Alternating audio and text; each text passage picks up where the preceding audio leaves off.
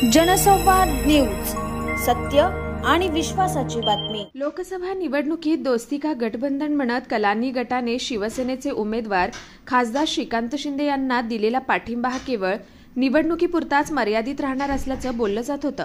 मात्र रविवारी उल्हासनगरात चालिया महोत्सवाच्या निमित्ताने शिंदे यांनी थेट ओमी कलानी यांच्या वाहनातून प्रवास केल्यानं या मैत्रीचे उल्हासनगरात राजकीय पडसाद उमटायला कारणीभूत ठरत आहे।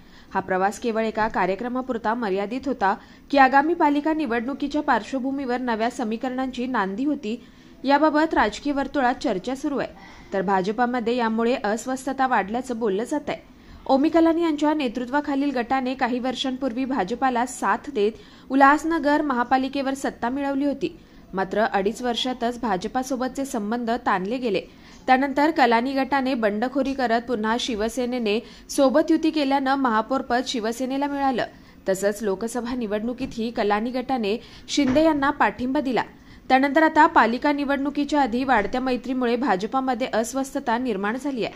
त्यात महापालिका निवडणुकीच्या तोंडावर शिंदे कलानी यांची वाढती जवळीक भाजपासाठी डोकेदुखी ठरत आहे। अलीकडेच ओमी कलानी यांच्या गटाने शहरातील समस्या घेऊन खासदार श्रीकांत शिंदे यांची भेट घेतली होती। भाजपा आमदार कुमार ऐलानी यांच्या विरोधात कलानी गट सातत्याने आक्रमक आहेत। यामुळे हे नवे समीकरण महापालिका निवडणुकीत महत्त्वाचं ठरू शकतं।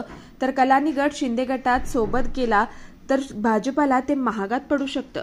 जनसंवाद न्यूज, सत्य आणि विश्वासाची बातमी। आजच सबस्क्राइब करून बेल आयकॉनला क्लिक करा आणि पहा ताज्या घडामोडींचा अचूक अंदाज आपल्या मोबाईलवर।